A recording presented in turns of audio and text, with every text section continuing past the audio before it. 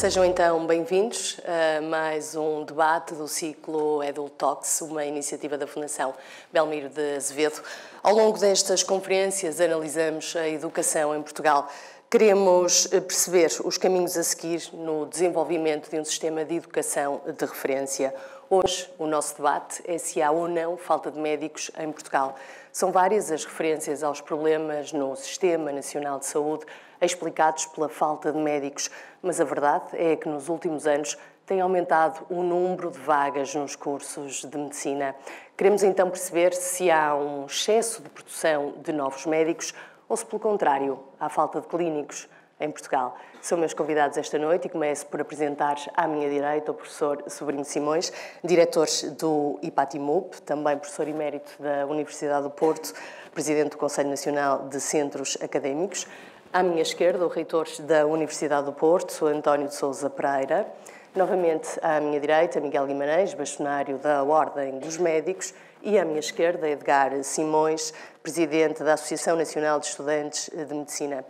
Antes de partirmos para a nossa conversa, vamos ver um vídeo, uma pequena reportagem que ilustra o tema que nos traz cá hoje.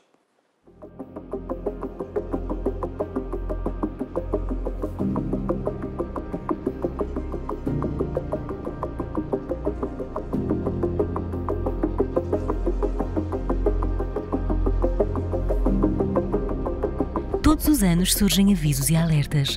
Há falta de médicos em Portugal.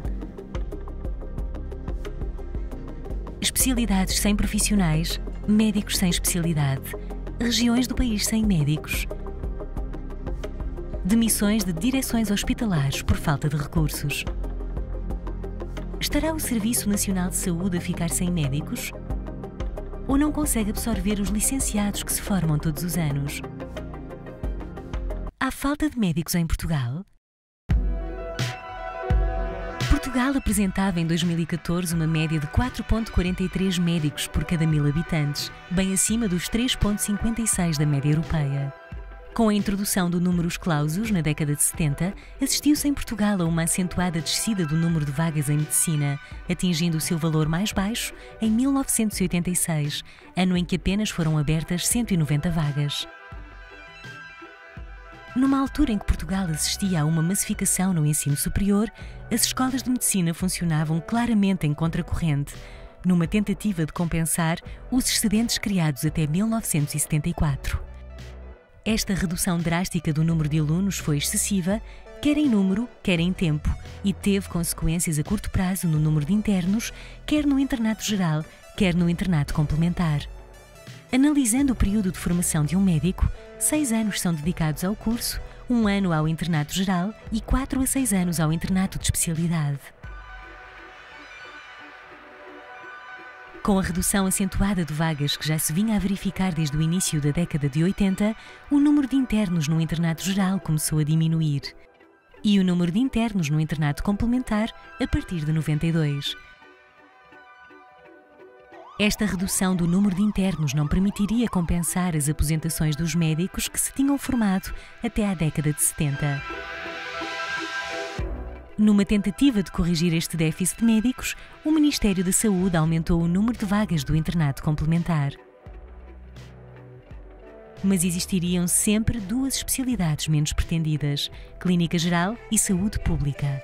De 94 a 2005, nunca as vagas abertas para estas especialidades foram ocupadas na totalidade. E prevê-se que até 2022 se reforma um grande número de médicos no Sistema Nacional de Saúde.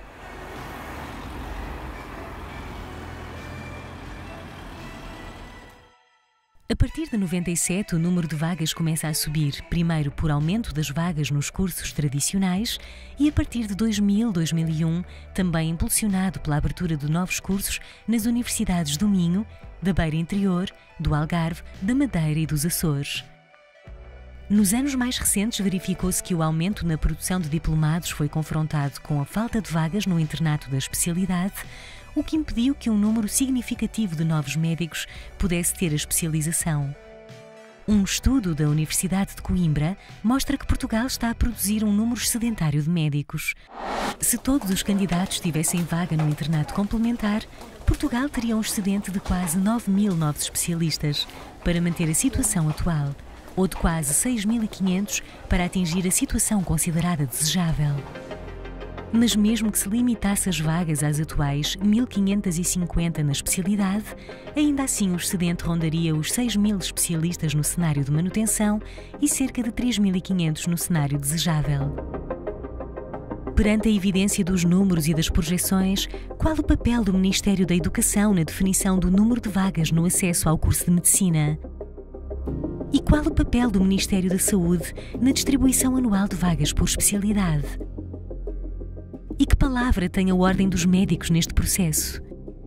Há falta de médicos em Portugal? Ou o país não consegue absorver os licenciados que forma todos os anos?